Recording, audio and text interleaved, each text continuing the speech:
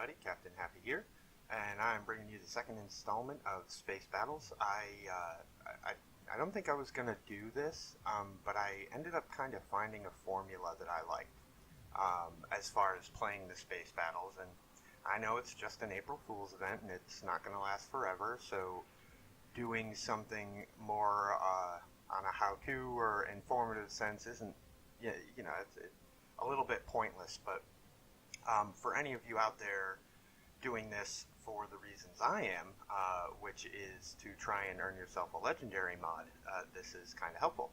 So in the process yesterday, I unlocked all the ships and finished all the missions. What I wanted to highlight here is a setup I went with the consumables and the captain skills. On account of the fact that all of your consumables are non-premium, I went with a November Foxtrot flag for all the ships to help with the reload time, or the cooldown time.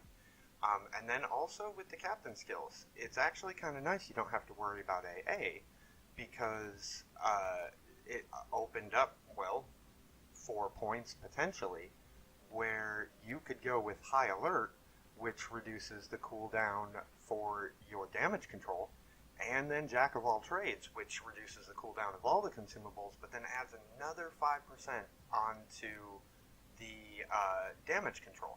And what I've found is it's very functional in this game mode for keeping yourself... Okay, so it doesn't quite get it to having the premium, but it is very, very useful and functional in this game.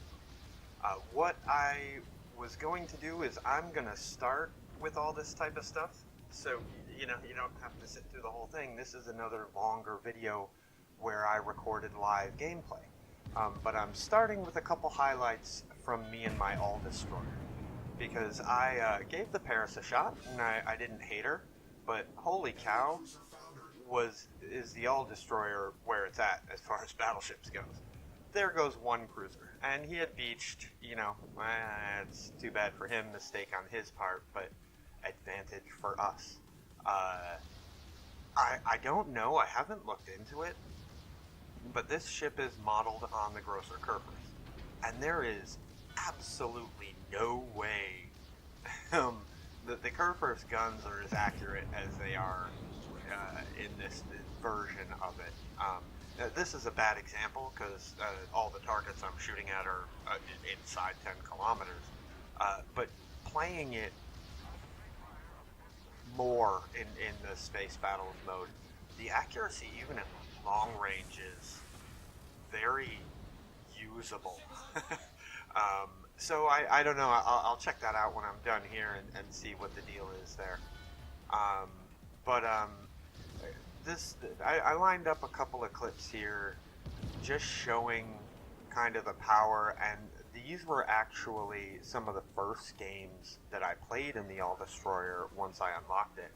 And as you'll be able to very easily see, I enjoyed my experiences.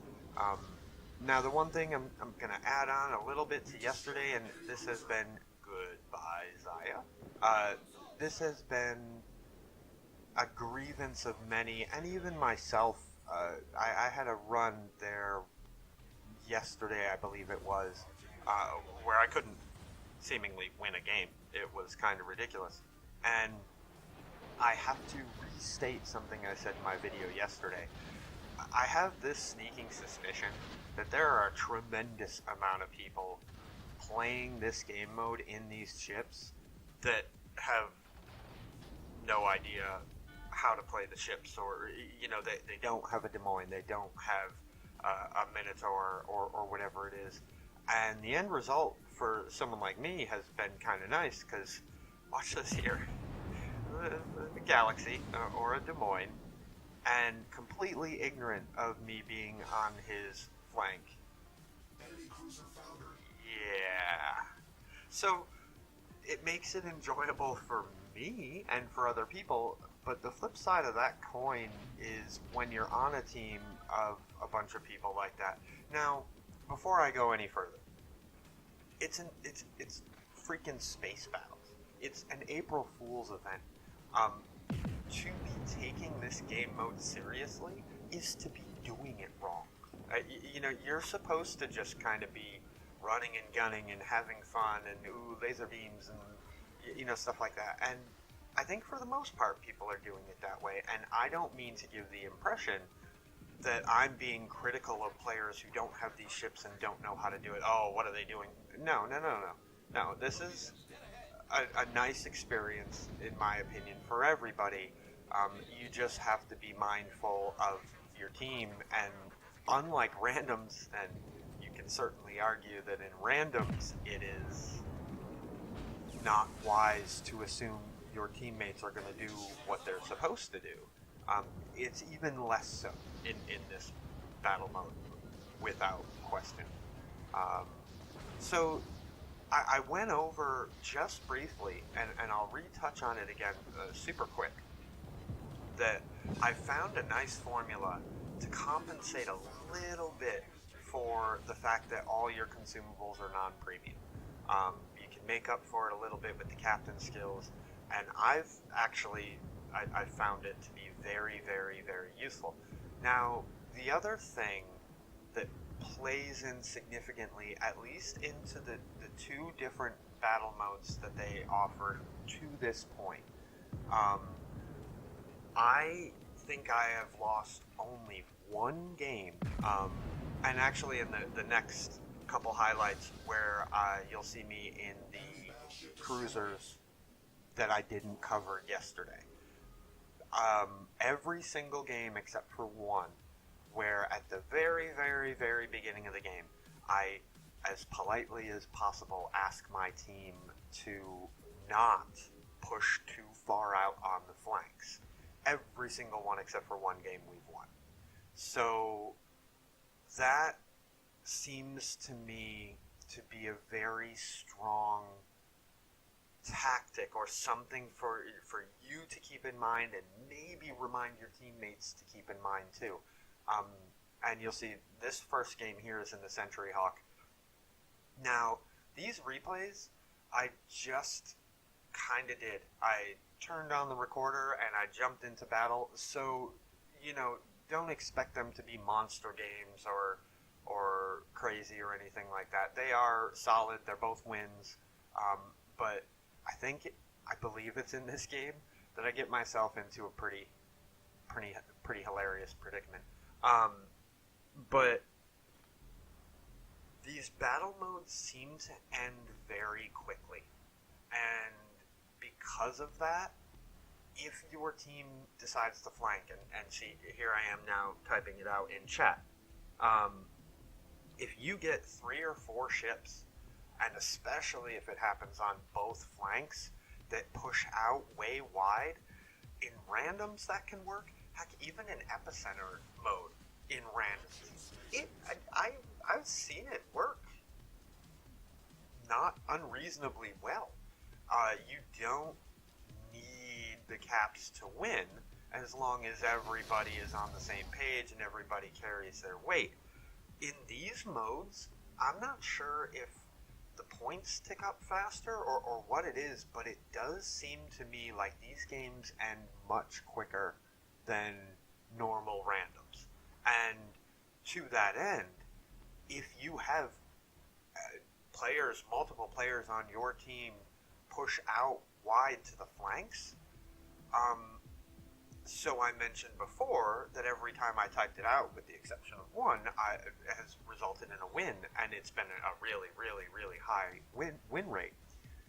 Inversely, when I've either not typed it out or the one time I was talking about, when my team sends people out to the flanks, they've almost always been a loss. And I guess more relevant than my team having done it, I've made it a point to not only ask in chat at the beginning of the battle, but then nearing the end of the battle, if the enemy team was guilty of exactly that, I try and point it out.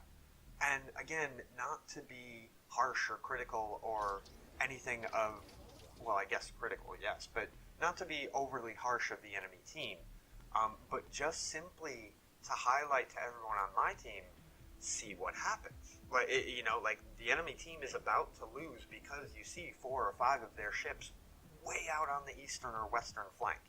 And as a result, and even you can see now, to be honest, I don't remember what the enemy team did. I'm making this commentary the first time I'm watching this replay. But we've already almost got the outside 2 caps, and it switched off for the middle one. But clearly the enemy team didn't push inwards in the same way that my team did. You look at my team, and we're all converging on the middle. So basically, if what you're doing or what you're attempting to do is to actually garner some benefit from this mode, which is what I'm trying to do. I am going to get myself at least 1 legendary mod. I don't know how much of the chromium or whatever the resource is. I'm not sure how much I'm going to end up with at the end of Space Battles. I know I will at least have enough for 1, and I have the Hindenburgs, which, by the way, the Centuryhawk is based on the Hindenburg, and so, it's kind of old news on this channel at this point. It's my favorite tier 10, it's my most played tier 10, so once I got this, I was right at home. Even though this game is not an example of a typical way I play the Hindenburg. I've already got the legendary for the Hindenburg. I am on the doorstep of having the legendary for the Des Moines, and I can't wait to have that acceleration. Oh boy. And right now I'm grinding pretty hard for the Henry, so I think that's going to be my first, if I only get one, that will be the one that I go with, is the legendary for the Henry, just in preparation for having her. But for, these kind of things have been tactics, methods, little tips that I've found have seemed to significantly increase my success rate in these space battles. And like I started saying, if what you're trying to do is to actually get something out of it, being successful is beneficial. Having good games, having victories is beneficial. And so I thought, I wasn't sure I was going to do any more space battles. And not myself playing, I of course was going to. But as far as making a video about them, because yesterday's, 40-minute video, that's pretty long, and it covered the first 3 cruisers that you get. I covered things in general. It doesn't seem like the modes that have been out or been released so far are so complicated that you need much more than just one kind of almost excessively long video. But I, in the course of playing yesterday, discovered these little things and thought to myself, yeah, okay, maybe it's worth it to just throw together another one and see if maybe it helps out in some way. Now here, if you're noticing, we'll get to the battle specifically that's going on. I'm in trouble. I have 6 ships, and it looks like 3 or 4 of them are their battleships, and I can't go anywhere. If I move forward, I'm showing broadside to at least 2 of the battleships and a cruiser, and if I try to reverse and get myself, I guess I probably could have reversed and tried to angle straight away. It didn't cross my mind in the game, because I honestly was sitting here, and as you can see, I got my torps ready, and I'm bouncing back and forth between targets. I'm waiting for someone to try and rush me and pop around that corner, so that even if I go down, I can at least get some damage. I don't even have 40k at this point, but I don't feel too bad about it, considering my team has very strong control of this match so far. But to the enemy team's credit, I think they all know I'm here, and they all kind of have an idea of what I'm up to, and all of them stop. So I didn't get a chance to throw the torps like I wanted to, but basically in hindsight, had I known that they were all going to stop on the other side of this island, I maybe would have tried to reverse an angle and egress, like kind of due north and get away with what I could. But see, every time I switch to a target that looks like it's coming around the corner, nope, they hit their brakes. And I have so many ships to be mindful of that I end up completely missing when one of the ships does in fact push around the corner, which I think is any moment. Yeah, there it is. The further Paris right there. I missed my chance to torpor. And it's because I was occupied with everything, so I see the second one coming out. And at this point, it's like, well, okay, here we go. Got to do what the Hindenburg can do and charge and try and tank as much as I can and do as much damage as I can. So I full steam ahead, try to turn in, try to angle, land a fair amount. What did I get? 3. I got 4 torps on the one Paris. But the Hindenburg's torps, they're a good deterrent, but they're not overly powerful.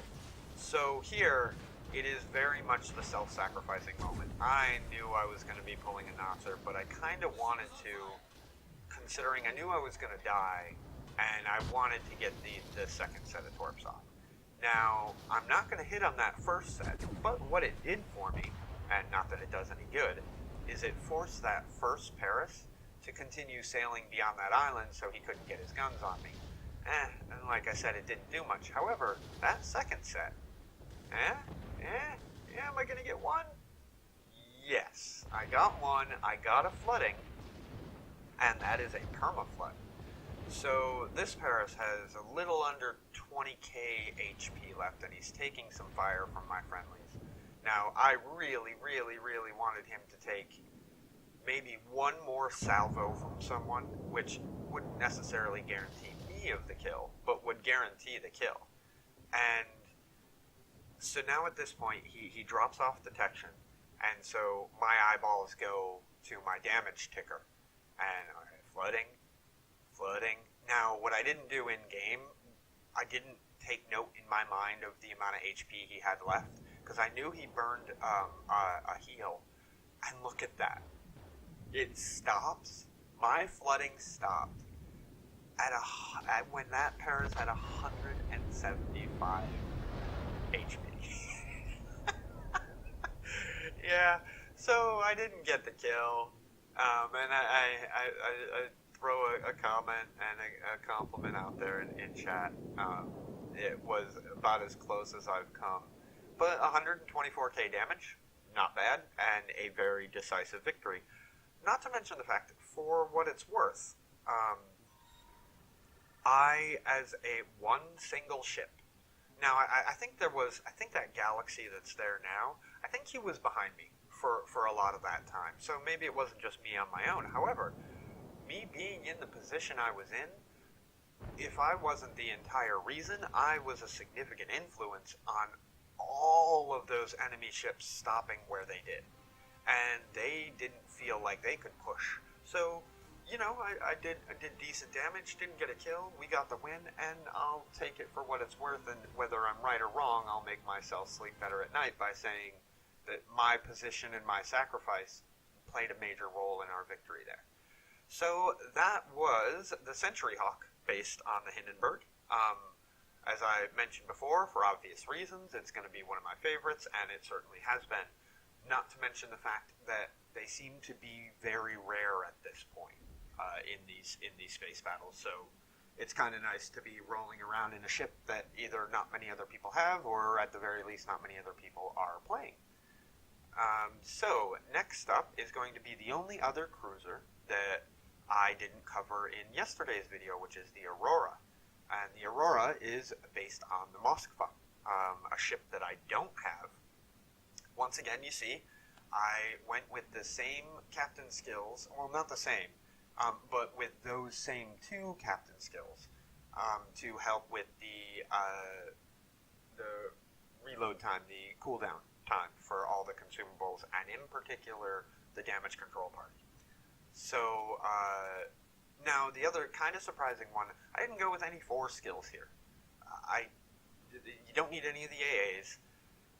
Yeah, the detection in this mode, like, certainly valuable for destroyers, and I guess with, I forget the name at this point, but like the Minotaur cruiser, yeah, detection could have some value. I haven't found much value, at least in the Aurora or the Centuryhawk, the Hindenburg. Not much need for concealment there. It only knocks off 10% anyway, and it's not like you're really kiting that much in this game. You're not using your concealment to disengage and do things like that. If you're relying on anything to help you stay undetected or stay protected, it's the islands. You're not really roaming around the map with great concealment, sneaking up on anybody. So I went with all 3 skills, and then obviously the ones to help with the cooldown. This game, it's funny, short-term memory. I don't remember. Oh no, this game went okay. Oh, that's right. And in the very beginning, I think it's the only kill I end up getting, and you'll see it come up. It's against an enemy galaxy, and I took full advantage of the situation. Oh, here you see again me in chat trying to give my helpful hint. Hey, don't fly out too far on the flanks. And epicenter is certainly important for that. This mode seemingly is way more important to not push out far on the flanks and on this map. The combination of the cap zones shrinking and, well, they don't move, but shrinking to a point and having the enemy be closer to your tap circle makes staying closer to the middle a little bit more important if you care about winning. As I said way earlier, if you don't care about winning and you're just here to sail around in a cool-looking ship, fair enough. I try to be reluctant of being overly harshly critical in even random battles, because it's a game, and it's randoms, and it's not like everyone there is there to play seriously. But wow, reduce that by like 1,000% in this mode. There's no reason to get mad at teammates. I mean, maybe if you get team killed or something, but there's no reason to take this that seriously. I am taking it serious enough that I would like to garner myself a legendary mod or 2, but beyond that, it's not worth getting upset or anything. And for the most part, I know that's the second time I've highlighted that in this video, but for the most part, people seem to be just enjoying themselves and just having fun. And I haven't even seen...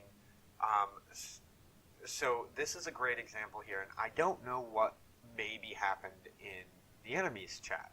Maybe this person went off the line, but you'll see what I mean in a second here.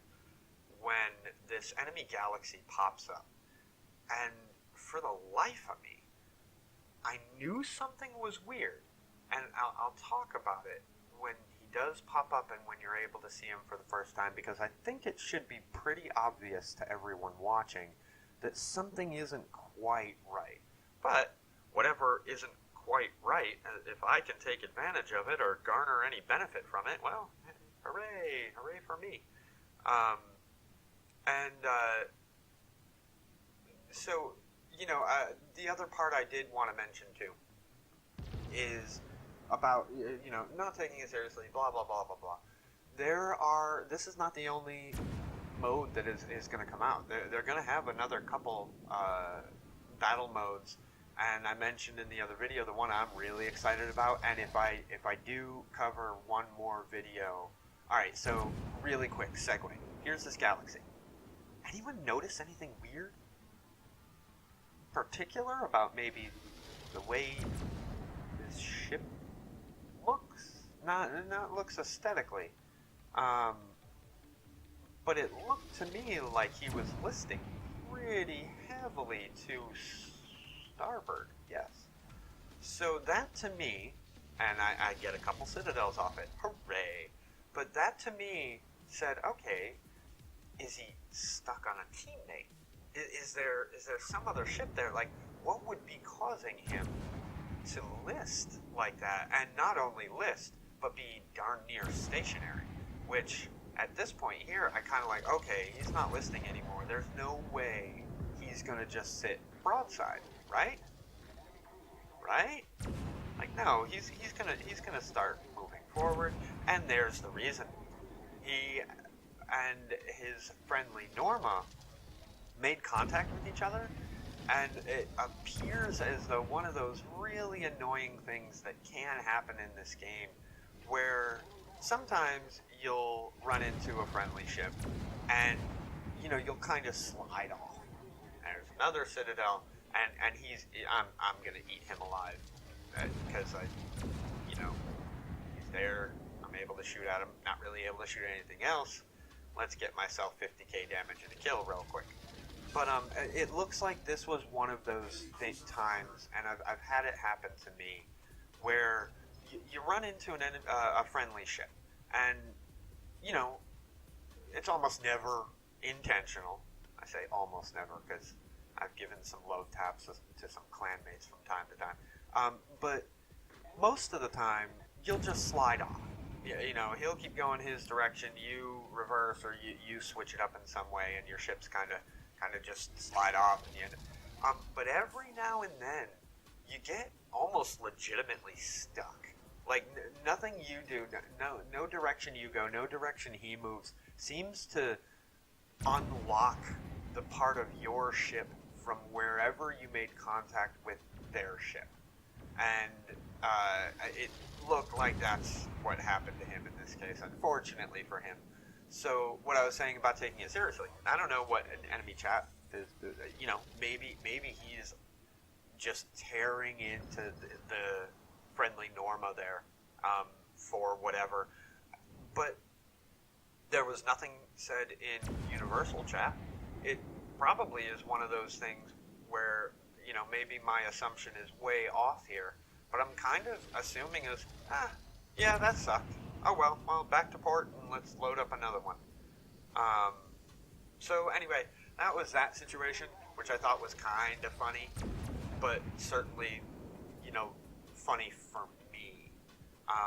Back to the game itself here and talking about the Aurora, you can see I'm doing Moskva things in it. Staying nose in to any enemy that I know can shoot me or is looking to shoot me, and slinging mostly AP, whether it be cruisers or battleships. And what you're about to see here is a longer engagement between myself and this enemy, Zaya.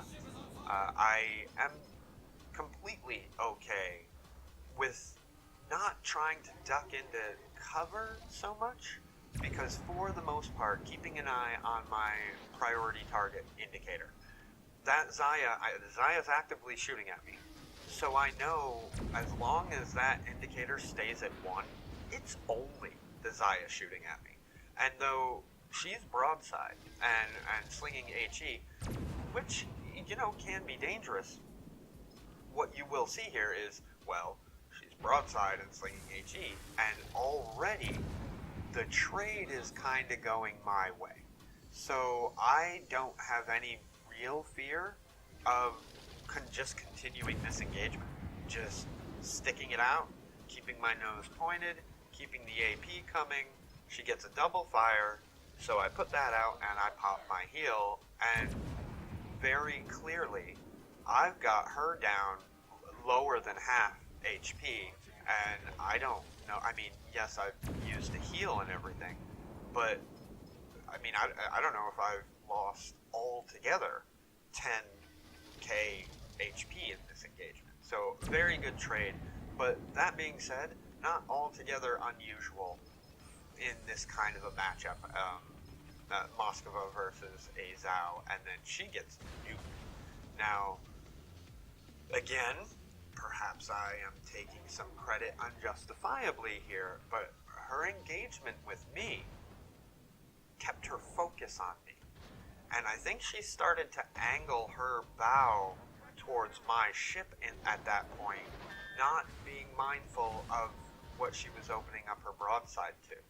So that, again, whether it's true or not, I'll make myself feel a little better and say, yeah, I was the main reason that she opened up broadside and allowed a teammate of mine to nuke her into dust. So here, at this point, again, looking at the situation, we're up. We're going to win this game. So there's no more need for me to play it safe. I kind of know charging a couple of Normas. They have torps, I don't. I'm hoping here to overmatch the bow, but it doesn't work out. So then I switch with my AP and trying to knock out whatever gun turrets I can to prolong my existence. But I do know as soon as this Norma here gives any kind of side that torps are going to be coming, and I get one more salvo off. Now here, maybe I should have waited instead of going for the guns, which I get 2 of them, and just waited to see that nice broadside, because I might have been able to nuke her. Yeah, she would have been dead, and I still don't know that I would have survived, but it might have killed her just before she got all the torps off. Who knows? Either way, it was, as I type out in chat here, it was a glorious way to end. It was a good game for all. I end with just over 100k damage and a kill, 5 citadels, and again, another performance. Wow, yeah. Another performance here where you can really utilize the strength of some of these cruisers, especially on the maps that they have to this point. So it is what it is. I hope that at the very least, if you guys, if anyone here stuck around till this point in the video, my hat's off to you. I applaud you. There is not a tremendous amount that you would get from sticking around the whole time, except hearing my sometimes annoying voice and listening to me commentate things that, you don't really need me to commentate. You can be watching the screen and be like, yeah, happy, we know, happy, we know that ship turned broadside, we can see it. There goes the laugh, Paris. But I certainly appreciate it. I wanted to do these for the exact same reason as I laid out yesterday. I got a big project on the way, and I wanted to get a couple quick videos out, but this one in particular because I felt like it was potentially informative and beneficial if you're looking to get yourself anything in particular along the lines of those legendary modules, which, man, is the grind for those long, and I am so grateful that Wargaming gave me an option, or gave us an option to get one without that huge grind, because I know one thing I've discovered, like I said, I'm on the doorstep with my Des Moines. By the time I get my legendary mod for my Des Moines, I don't know if I'm going to want to play her much. at least not for a while, but coming to the end of this one, I hope you all enjoyed it, and I hope it does help some people. And I hope I see you guys out there in the space battle arena. It's been fun. It's different. I like what Wargaming's been doing so far. So enjoyable April Fool's treat for all of us. So with all that being said, I thank you very much, as always, for watching. Thank you very much for supporting what I'm doing here. And I will catch you next time. This is Captain Happy, signing off.